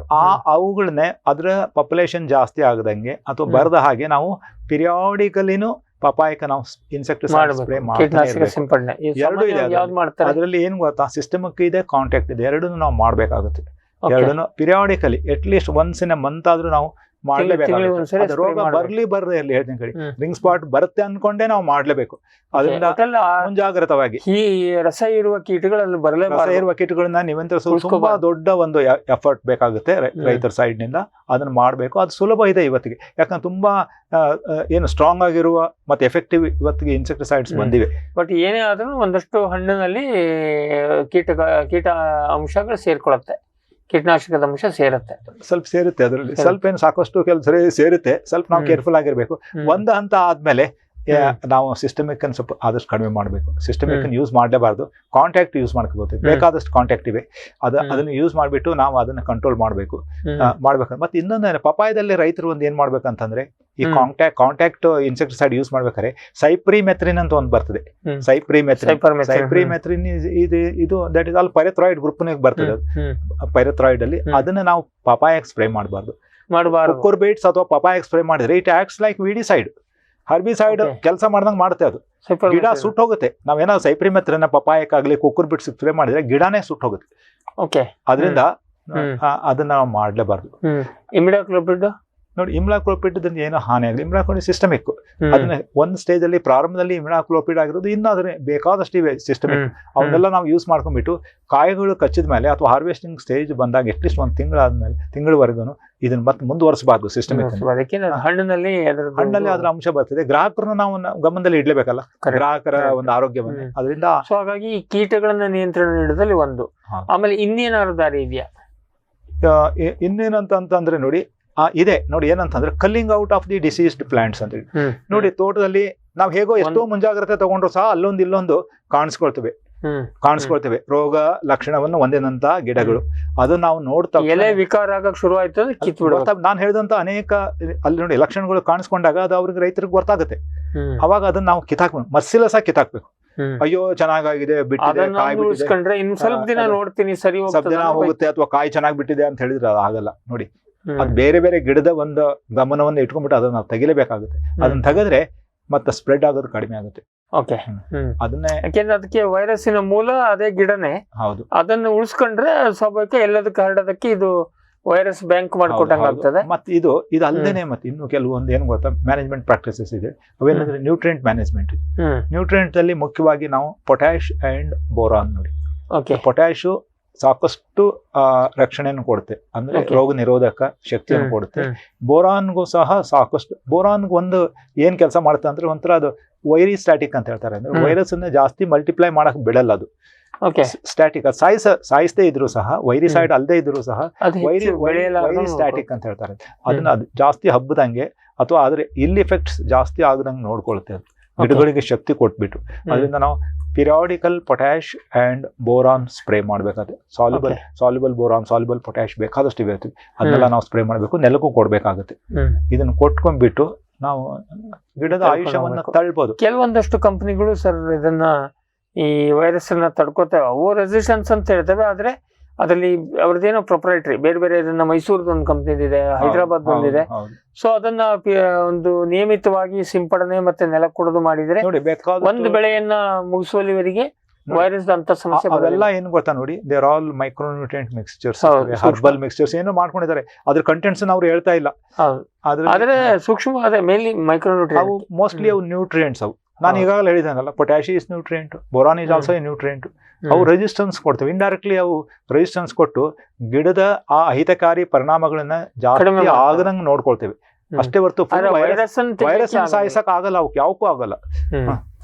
ಈಗ ಸರ್ ಇನ್ನೊಂದು ಪ್ರಶ್ನೆ ಅಂದ್ರೆ, ಈ ವೈರಸ್ಸಿಗೆ ನಿರೋಧಕತೆ ಇರುವಂತ ತಳಿಗಳು ಏನಾದ್ರು ಇದೆಯಾ? ನೋಡಿ, ಅದ್ರ ಬಗ್ಗೆ ಜಗತ್ತಿನಾದ್ಯಂತ ಎಲ್ಲಾ ಪಪಾಯ ರಿಸರ್ಚ್ ಸ್ಟೇಷನ್ಗಳಲ್ಲಿ ದೊಡ್ಡ ಪ್ರಮಾಣದಲ್ಲಿ ಬ್ರೀಡಿಂಗ್ ಪ್ರೋಗ್ರಾಮ್ ಮತ್ತೆ ಕ್ರಾಪ್ ಇಂಪ್ರೂವ್ಮೆಂಟ್ ಬಯೋಟೆಕ್ನಾಲಜಿಯಿಂದ ಮಾಡೋದು ಅವೆಲ್ಲದರಿಂದ ನಡೆಸಿದ್ದಾರೆ. ತುಂಬಾ ಬಂದಿಲ್ಲ ಇದೆ, ಬಟ್ ಇಲ್ಲಿವರೆಗೂ ಪ್ರೂವನ್ ರೆಸಿಸ್ಟೆಂಟ್ ವೆರೈಟೀಸ್ ಬಂದಿಲ್ಲ. ಕ್ಲೇಮ್ಸ್ ಇವೆ ನೋಡಿ, ಕ್ಲೇಮ್ಸ್ ತಾವು ಹೇಳಿದ್ರಲ್ಲ 15, ಅವೆಲ್ಲ ಇವೆ. ನಂಬರ್ 15 ನೋಡಿ, ನಂಬರ್ 15 ಅವೆಲ್ಲ ಇವೆ ಕ್ಲೇಮ್ಸ್ ಅವೆಲ್ಲ. ಮತ್ತೆ ಇನ್ನೊಂದು ನೋಡಿ, ತಾವು ಇನ್ನೊಂದು ಒಪ್ಲೇಬೇಕು ನೋಡಿ, ತೈವಾನ್ ರೆಡ್ ಲೈನ್ ಪ್ರಾರಂಭದಲ್ಲಿ ಬಂದಾಗ ಅನೇಕ ವರ್ಷ ಈ ರೋಗ ಬಂದಿದ್ದಿಲ್ಲಲ್ಲ, ಅದಕ್ಕೇನ್ ಹೇಳ್ತೀರಾ ನೋಡಿ. ಅದು ಇನ್ಕ್ಯುಬೇಷನ್ ಪೀರಿಯಡ್ ಅಂತ ಇರ್ತದೆ, ಅದು ಇನ್ನೂ ಸ್ಪ್ರೆಡ್ ಆಗಿದ್ದಿಲ್ಲ ಅವಾಗ ನೋಡಿ. ಹಂಗೆ ಯಾವುದೇ ಒಂದು ಹೊಸದಾಗಿ ಬಂದಾಗ ಸ್ವಲ್ಪ ವರ್ಷ ಅದು ಆ ಪೀರಿಯಡ್ ತಡ್ಕೊಳ್ಳುತ್ತೆ. ಅದಾದ್ಮೇಲೆ ನೋಡಿ ಮುಂದೆ ಅದು ಇಟ್ಸ್ ರೆಸಿಸ್ಟೆನ್ಸ್ ಬ್ರೇಕ್ ಡೌನ್ ಆಗಿ ಹೋಯ್ತು. ಯಾವುದೇ ಒಂದು ವೆರೈಟಿದು ಜೆನೆಟಿಕಲಿ ಬ್ರೇಕ್ ಡೌನ್ ಆಗಿ ಹೋಗುತ್ತೆ. ಕರೆಕ್ಟ್. ಅವಾಗ ಏನ್ ಗೊತ್ತಾ, ಆ ರೋಗದ ಕ್ರಾಸ್ ಪಾಲಿನೇಟೆಡ್ ಅಲ್ಲ, ಎರಡೂ ಇದೆ ಅಲ್ಲಿ ನೋಡಿ. ಸೆಲ್ಫ್ನು ಆಗುತ್ತೆ, ಕ್ರಾಸ್ ಆಗುತ್ತೆ ಅಲ್ಲಿ ಅಲ್ಲಿರೋ ಪೋಲ್ನಿಂದ. ಯಾಕಂತಂದ್ರೆ ನಮ್ಮ ಇದು ನೋಡಿ, ಈ ರೆಡ್ ಲೇಡಿ ತಾವು ತಗೊಳ್ಳಿ, ಅಲ್ಲಿ ನಮಗೆ ಫ್ರೂಟ್ ಸೆಟ್ ಆಗ್ಬೇಕಂದ್ರೆ ಎರಡು ಇರ್ತವೆ. ಒಂದು ಹರ್ಮೈಪೋಡ ಫ್ಲವರ್ಸ್ ಇರ್ತದೆ, ಫಿಮೇಲ್ ಫ್ಲವರ್ ಇರ್ತದೆ. ಫಿಮೇಲ್ ಫ್ಲವರ್ ದಲ್ಲಿ ಆಂಥರ್ಸ್ ಇರಲ್ಲ, ಪಕ್ಕದ ಅಥವಾ ಬೇರೆ ಗಿಡದಿಂದ ಬರಲೇಬೇಕು, ಕ್ರಾಸ್ ಪಾಲ್ಯುಷನ್ ಆಗೇ ಆಗುತ್ತೆ. ಆದ್ರೆ ಹರ್ಮೋಪಡೈಟ್ ನಲ್ಲಿ ಹೊರಗಡೆಯಿಂದ ಬಂದದ್ದು ಆಗುತ್ತೆ, ತಂದೆ ಪೋಲನ್ನಿಂದನೂ ಆಗುತ್ತೆ. ಎರಡೂ ಇದೆ, ಪಾಲಿನೇಷನ್ ಅಂಡ್ ಕ್ರಾಸ್ ಪಾಲಿನೇಷನ್ ಎರಡೂ ಒಂದೇ ಗಿಡದಲ್ಲಿ ಅಥವಾ ಒಂದೇ ತೋಟದಲ್ಲಿ ಆಗ್ತಾ ಇರ್ತದೆ. ಸರ್, ಈಗ ಪಪ್ಪಾಯದಲ್ಲಿ ನಾವು ಚಿಕ್ಕವರಿದ್ದಾಗ ನಮ್ಮ ಹಳ್ಳಿ ಮೇಲೆ ಇದ್ದಿದ್ದು ನೋಡಿದ್ವಿ, ಗಂಡು ಹೂ ಬಿಡುವ ಮರಗಳು ಇರ್ತಾವ, ಸಪರೇಟ್ ಇರುತ್ತಾ? ಅದು ನೋಡಿ, ಈಗ ಇವೆಲ್ಲ ನಾವು ನೋಡಿ ತೈವಾನ್ ರೆಡ್ ಲೇಡಿ ಆಗಿರ್ಬೋದು ಅಥವಾ ಸೋಲಾ ಆಗಿರ್ಬೋದು ಅಥವಾ ಅವೆಲ್ಲ ಗೈನೋಡಯೋಸಿಸ್ ವೆರೈಟೀಸ್. ಅವುಗಳಲ್ಲಿ ಈ 2 ಟೈಪ್ ಆಫ್ ಗಿಡಗಳು ಕಾಣಿಸ್ಕೊಳ್ತವೆ ಇಡೀ ತೋಟದಲ್ಲಿ. ಮೂರನೇದು ಇರಲ್ಲ. ಒಂದು ಫಿಮೇಲ್ ಆದ್ರೂ ಆಗಿರ್ಬೋದು ಗಿಡ ಅಥವಾ ಹರ್ಮಾಫ್ರೊಡೈಟ್ ಆದ್ರೂ ಆಗಿರ್ಬೋದು. ಎರಡರಲ್ಲಿ ಕಾಯಿ ಬರ್ತದೆ. ಆದ್ರೆ ನಮ್ಮ ಹಳೆ ವೆರೈಟೀಸ್ ಇತ್ತು ನೋಡಿ, ಅವುಗಳಲ್ಲಿ ಎಲ್ಲ ಇವನ್ ಗಂಡು, ಅದು ಪಾಲಿಸೆಕ್ಸ್ ಅಂತ ಹೇಳ್ತಾರೆ. ಅದರಲ್ಲಿ ಇವನ್ ಗಂಡು ಉದ್ದ ಇಷ್ಟು ಮೊಳ ಉದ್ದ 1 ಮೀಟರ್ ಉದ್ದ ಫ್ಲವರ್ ಬರೋ ಅಥವಾ ಇನ್ನು ನಾನಾ ವಿಧದ ಡಿಫ್ರೆಂಟ್ ಇಂಟರ್ಸೆಕ್ಸಸ್ ಎಲ್ಲ ಇರುವಂತದ್ದು ಅವೆಲ್ಲ ಇದ್ವು ಅದರಲ್ಲಿ. ಬಟ್ ಯಾವ ಇಂಪ್ರೂವ್ಡ್ ವೆರೈಟೀಸ್ ನಲ್ಲಿ ಇದೆ, ಆಲ್ ಇಂಪ್ರೂವ್ಡ್ ವೆರೈಟೀಸ್ ಆರ್ ಗೈನೋಡಯೋಸಿಯಸ್. ಅದು ಮಸ್ತ್. ಅದೇ ನೀವು ಹೇಳಿದಂತ 15 ನಂಬರ್ನಿಂದ ಇರ್ಬೋದು ಅಥವಾ ಸೋಲೋ ಇರ್ಬೋದು ಅಥವಾ ಮತ್ತೊಂದು ಇರ್ಬೋದು ಅಥವಾ ಇನ್ನು IHR ಮಾಡಿದ್ವು, ಅವೆಲ್ಲ ಗೈನೋಡಯೋಸಿಸ್ ವೆರೈಟೀಸ್. ಅದ್ರ ಬಗ್ಗೆ ಎಲ್ಲಾ ಬ್ರೀಡರ್ಸ್ ಗಮನ ಇಟ್ಟಿದ್ದು ಇಟ್ ಶುಡ್ ಬಿ ಗೈನೋಡಯೋಸಿಸ್. ಯಾವ್ದೊಂದು ಗಿಡನೂ ಅಲ್ಲೇ ಖಾಲಿ ಇರಬಾರ್ದು, ಎಲ್ಲ ಗಿಡದಲ್ಲಿ ಫ್ರೂಟ್ ಸೆಟ್ ಕಾಯಿ ಬರ್ಬೇಕು. ಹೌದು. ಅದರಿಂದ ರೆಡ್ ಲೇಡಿಯಲ್ಲಿ ರೌಂಡ್ ಕಾಯಿ ಉದ್ದ ಕಾಯಿ ಇದೆ. ರೆಡ್ ಲೇಡಿಯಲ್ಲಿ ಬಹಳ ಜನ ರೈತರು ಹೇಳ್ತಾರೆ, ಏನ್ ಸರ್ ಇದು ಕಂಪ್ನಿಯವರು ಮೋಸ ಮಾಡ್ಬಿಟ್ರು, 2 ಟೈಪ್ ಆಫ್ ಫ್ರೂಟ್ಸ್ ಬರ್ತಿದೆ. ಅದು 2 ಟೈಪ್ ಆಫ್ ಫ್ರೂಟ್ಸ್ ಅಲ್ಲಿ ಅದ್ರ ನೇಚರ್ ಪ್ರಕಾರ ಬಂದೇ ಬರುತ್ತೆ. ಒಂದು ಫಿಮೇಲ್ ಫ್ಲವರ್ ದಿಂದ ಬಂದಿದ್ದು ಸ್ವಲ್ಪ ರೌಂಡ್ ಆಗಿರ್ತದೆ ಅಥವಾ ಸ್ವಲ್ಪ ಓವಲ್ ಆಗಿರ್ತದೆ. ಮತ್ತೆ ಹರ್ಮಾಫ್ರೊಡೈಟ್ ಫ್ಲವರ್ ಇಂದ ಬಂದಿದ್ದು ಇಷ್ಟು ಉದ್ದ ಇರ್ತದೆ. ಎರಡು ಅದೇ ತಳಿ, ಅದೇ ಜಾತಿ. ಅಂದ್ರೆ ದ್ವಿಲಿಂಗಿ ಹೂವಿನಿಂದ ಬಂದಿದ್ದು ಉದ್ದ ಕಾಯಿ ಬರ್ತದೆ. ಬರೀ ಹೆಣ್ಣು ಹೂವಿಂದ ಬಂದಿದ್ದು ಸ್ವಲ್ಪ ಡುಮ್ಮಿಗೆ ಬರುತ್ತೆ, ಗೋಲಾಕಾರದಲ್ಲಿ ಬರುತ್ತೆ. ಸೊ ಒಟ್ಟಾರೆಯಾಗಿ ಇದನ್ನ ಅನುಭವಿಸ್ಬೇಕು ಹೊರತು ಹಿತಮಿತದಲ್ಲಿ ಉಳಿಸ್ಕೋಬೇಕು ಬಿಟ್ರೆ ಮಂದು ಬರಲಾರ್ದಂಗ್ ನೋಡ್ಕೋಬೇಕು. ಬರುವ ಲಕ್ಷಣ ಕಂಡ್ರೆ ಅದನ್ನ ಕಿತ್ತಾಕ್ಬೇಕು. ಆಮೇಲೆ ಮುಖ್ಯವಾಗಿ ಪೋಷಕಾಂಶಗಳ ನಿರ್ವಹಣೆ ಪಕ್ಕ ಇರಬೇಕು. ಆಮೇಲೆ ಕೀಟಗಳಲ್ಲಿ ರಸ ಇರುವ ಕೀಟಗಳು ಇರಲಾರ್ದಂಗ್ ನೋಡ್ಕೊಂಡ್ರೆ ಮತ್ತೊಂದು ಸ್ವಲ್ಪ ಕಾಲ ತಳ್ಳಬಹುದು. ಬಂತು ಅಂತಾದ್ರೆ ಅಲ್ಲಲ್ಲ ಬಂತು, ಇನ್ ಕಿತ್ತಾಕೋ ಪರಿಸ್ಥಿತಿ ಇಲ್ಲ, ಅರ್ಧ ಬೆಳೆ ಆಗಿದೆ ಅಂತಾದ್ರೆ ಅವಾಗ ಪೊಟ್ಯಾಶ್ ಮತ್ತೆ ಬೋರಾನು ಅಂತ ಸೂಕ್ಷ್ಮ ಪೋಷಕಾಂಶ ಮತ್ತು ಮುಖ್ಯ ಪೋಷಕಾಂಶಗಳ ನಿರ್ವಹಣೆಯ ಮೂಲಕ ಅದನ್ನ ಕಂಟ್ರೋಲ್ ಇಟ್ಕೋಬೇಕು. ಆಮೇಲೆ 18 ತಿಂಗಳಾದ್ಮೇಲೆ ಒಂದ್ ಹಂತದ ಕೈ ದಾಟದ ಮೇಲೆ 18 ತಿಂಗಳವರೆಗೂ ಅದು ನಮ್ಗೆ ಫಲ ಕೊಟ್ರೆ ರೈತನ ಅದೃಷ್ಟ ಅದು. ಅಷ್ಟು ಬಂತು ಅಂದ್ರೆ ಆಮೇಲೆ ಕಿತ್ತಾಕ್ಬೇಕು. ಹೆಂಗಿರೋ ಅಷ್ಟೊತ್ತಿ ಹೈಟ್ ಹೋಗಿರುತ್ತೆ. ಹೌದು. ನಾವು ಅದರ್ವೈಸ್ ಆಲ್ಸೋ ಅದು ಎತ್ತರ ತೀರಾ ಏಣಿ ಹಾಕೊಂಡು ಕೊಯ್ಯಕ್ಕಾಗೋದಿಲ್ಲ ಅಥವಾ ಗಾಳಿ ಮಳೆಗೆ ಬಿದ್ದೋಗ್ತದೆ. 18 ತಿಂಗಳಾದ ಕೂಡಲೇ ಅದನ್ನ ಎತ್ತಬೇಕು. ಆಮೇಲೆ ಇಮಿಡಿಯೇಟ್ ಮಾಡಕ್ ಹೋಗ್ಬಾರ್ದು. ಆದ್ರೆ ಇದು ವೈರಸ್ ಮಣ್ಣಲ್ಲಿ ಇರೋದಿಲ್ಲ. ಇದು ಏನು ಜೀವಂತ ಗಿಡದಲ್ಲಿ ಮಾತ್ರ. ಲೈವ್ ಪ್ಲಾಂಟ್ ದಿಂದ ಇನ್ನೊಂದು ಲೈವ್ ಪ್ಲಾಂಟ್ ಗೆ ಸ್ಪ್ರೆಡ್ ಆಗುತ್ತೆ. ಒಂದು ಇದು ಪಪಾಯದಿಂದನೇ ಇರ್ಬೋದು, ಇಲ್ಲ ಈ ಆಲ್ಟರ್ನೇಟ್ಗಳು ಏನಿದೆ ಈ ಸೌತೆ ವರ್ಗದ ಅಥವಾ ಕುಂಬಳದ ವರ್ಗದ ಎಲ್ಲಾ ಗಿಡಗಳು ಅದು ಯಾವುದೋ ಅಲ್ಲಿ ಇರಬಾರ್ದು. ಅಂತರ ಬೆಳೆ ಅಂತ ಮಾಡುವಂತ ಕಿತಾಪತಿಗೆ ಹೋಗ್ಬಾರ್ದು. ಇಷ್ಟು ಮಾಡಿ ಒಂದ್ ಮಟ್ಟಕ್ಕೆ ಪಪಾಯ ಏನಕ್ಕೆ ಅಂದ್ರೆ ವರ್ಷಾನಿಡೀ ಬೆಳೆಸಬಹುದಂತ. ಈ ಬಾಳೆ ಬಿಟ್ಟರೆ ವರ್ಷಾನಿಡೀ ಬರೋದು ಪಪಾಯ ಒಂದೇ. ಅದಕ್ಕೆ ಸೀಸನ್ ಇಲ್ಲ. ಎರಡನೇದು ವರ್ಷಾನಿಡೀ ತಿನ್ನುವಂಥದ್ದು. ಮಾರ್ಕೆಟಲ್ಲಿ ಬಹುತೇಕ ಸಂದರ್ಭದಲ್ಲಿ ರೇಟ್ ಇರುತ್ತೆ. ಹೆಲ್ತ್ ಅಂತ ಹೇಳ್ಬೋದು. ಕಾಯಂ ತಿನ್ನೋದು ನಾವು ಪ್ರತಿ ಶನಿವಾರ ತಿಂತೀವಿ ಕಂಪಲ್ಸರಿ. ಅದು ವಿಶೇಷವಾಗಿ ಪಪಾಯ ಬೌಲ್ ಮೂಮೆಂಟ್ ಅಂದ್ರೆ ಈ ಹೊಟ್ಟೆ ಕಟ್ಲಾರ್ದಂಗೆ, ಕಾನ್ಸ್ಟಿಪೇಷನ್ ಆಗದೋದಂಗೆ ತಡೆಯುವಂತ ಪೆಕ್ಟಿನ್ ಜಾಸ್ತಿ ಇರೋದ್ರಿಂದ. ಸೊ ಹಾಗಾಗಿ ಕೆಲವು ಸರಿ ಬಿರುಸು ಅಂತ ಹೇಳ್ತಾರೆ. ಈ ಗರ್ಭಿಣಿಯರಿಗೆ ಮತ್ತೆ ಬಾಣಂತಿಯರಿಗೆ ಪಪಾಯ ಕೊಡಬಾರದು ಹೇಳುವಂತ ಒಂದು ಪದ್ಧತಿ ಇತ್ತು. ಬಹುಶಃ ಅದರಲ್ಲಿ ಲೇಟೆಕ್ಸ್ ಪ್ರಮಾಣ ಮೊದಲಿತ್ತು, ಪೆಪೇನ್ ಬಹಳ ಇತ್ತು. ಬಟ್ ಪೆಪೇನಿಗೆ ನಮ್ಮಲ್ಲಿ ಎಲ್ಲೂ ಕಮರ್ಷಿಯಲಿ ಬರಲಿಲ್ಲ. ಪಪೇನ್ ಉತ್ಪಾದನೆಗೋಸ್ಕರ ಕಡಿಮೆ. ಆಮೇಲೆ ಟಿಟ್ಟು ಬಿಟ್ಸ್ ಮಾಡ್ತಿದ್ರು ಒಂದ್ ಕಾಲದಲ್ಲಿ, ಟೂಟಿ ಫ್ರೂಟಿ. ಅದು ಕೂಡ ಏನಂತ ಈಗಲೂ ಎಲ್ಲೋ ಒಂದ್ ಕಡೆ ಮಾಡ್ತಾರೆ. ಆದ್ರೆ ಕರ್ನಾಟಕದಲ್ಲಿ ಏನು ಆ ತರದ್ದು ಯಾವುದೇ ಕಮರ್ಷಿಯಲ್ ಹಣ್ಣಿಗೆ ಬೆಳಿತಾರೆ, ಹೆಚ್ಚಾಗಿ ಹಣ್ಣಿಗೆ ಬೆಳಿತಾರೆ. ಮೊದಲೆಲ್ಲ ಮಾವಿನ ಹಣ್ಣಿನ ಸೀಸನ್ ಅಲ್ಲಿ ಪಪಾಯ ರೇಟ್ ಬೀಳ್ತಿತ್ತು. ಈಗೇನು ಆ ತರ ಲಕ್ಷಣ ಕಾಣೋದಿಲ್ಲ. ರೇಟಲ್ಲಿ ವೇರಿಯೇಷನ್ ಇದೆ. 40 ರೂಪಾಯಿಂದ 4 ರೂಪಾಯಿವರೆಗೂ ಬರ್ತದೆ. ಬಟ್ ಓವರ್ ಆಲ್ ಒಂದು ಬೆಳೆ ಅವಧಿ ತಗೊಂಡ್ರೆ ರೈತರಿಗೆ ವರ್ಕೌಟ್ ಆಗ್ತದೆ. ಎಕರೆಗೆ ಒಂದು 3-4 ಲಕ್ಷ ರೂಪಾಯಿ ದುಡಿತಾರೆ. ವೈರಸ್ ಒಂದು ಬರಲಿಲ್ಲ ಅಂದ್ರೆ ಪಪಾಯ ಒಂದು ಅದ್ಭುತವಾದ ಬೆಳೆ ಮತ್ತೆ ಬಹಳ ಶೀಘ್ರವಾಗಿ ಬರುವಂತ ಬೆಳೆ ಅಂತ ಅನ್ಕೊಂಡು. ಆದ್ರೆ ಇದಕ್ಕೆ ವೈರಸ್ಗೆ ಪರಿಹಾರ ಇಲ್ಲ. ಕರೋನಾಕ್ಕೆ ಪರಿಹಾರ ಕೊಡಕ್ಕಾಗ್ಲಿಲ್ಲ ಅಂತ ಅಮೆರಿಕದ ಅಧ್ಯಕ್ಷಂಗೆ ಬಂತಂತೆ. ಪಪಾಯ ರಿಂಗ್ ಸ್ಪಾಟ್ ವೈರಸ್ ಕೂಡ ಹಾಗೆ ನಾವು ಚೆನ್ನಾಗಿ ನಿರ್ವಹಿಸಿದ್ರೆ ಗಿಡದ ಆಯುಷ್ಯವನ್ನ ಜಾಸ್ತಿ ಮಾಡ್ಕೊಂಡು 18 ತಿಂಗಳ ಬೆಳೆ ತೆಗೆದ್ಬಿಟ್ರೆ ದುಡ್ಡು ಬರ್ತದೆ. ಅಷ್ಟು ಮಾಡ್ಕೊಂಡು ಅಲ್ಲಿಗೆ ಆ ಬೆಳೆಯನ್ನ ಸದ್ಯಕ್ಕೆ ಸುದ್ದಿ ಬಿಡ್ಬೇಕಷ್ಟೇ ಅಂತ ಹೇಳ್ಕೊಂಡು ಇವತ್ತಿನ ಚರ್ಚೆ ನಿಮಗೆ ಇದು ಗೊತ್ತಿದ್ದ ವಿಷಯನೇ, ಆದ್ರೆ ಸ್ವಲ್ಪ ವಿವರವಾಗಿ ಕೂಲಂಕುಷವಾಗಿ ಚರ್ಚೆ ಮಾಡಿದ್ವಿ. ಏಕೆಂದ್ರೆ ಪಪಾಯ ಬಹುತೇಕ ಇಡೀ ಕರ್ನಾಟಕದಲ್ಲಿ ಅಲ್ಲಲ್ಲಿ ಆವಾಗ ಬೆಳಿತಾನೆ ಇರ್ತಾರೆ. ಮಾರ್ಕೆಟಲ್ಲಿ ಯಾವಾಗೂ ಹಣ್ಣಿದ್ದೇ ಇರುತ್ತೆ. ಇತ್ತೀಚೆಗೆ ಒಂದು 10-15 ವರ್ಷದ ಈಚೆ ವಿಶೇಷವಾಗಿ ಈ ರೆಡ್ ಲೇಡಿ ಬಂದ ಮೇಲೆ ಪಪಾಯ ಒಂದು ಸಾರ್ವತ್ರಿಕ ಬೆಳೆ ಆಗಿದೆ. ಎಲ್ಲ ಊರಲ್ಲೂ ಸಿಗ್ತದೆ. ಮನೆ ಒಂದೇ ಅಲ್ಲ ನೋಡಿ, ಇವನ್ ದೂಡುವ ಗಾಡಿಗಳಲ್ಲಿ ಸಹ ಪಪಾಯ ಫ್ರೂಟ್ ಬೌಲ್ ಇರುತ್ತೆ ಹೌದು ಹೌದು ಎಲ್ಲಾ ಕಡೆ ಇದರಲ್ಲಿ.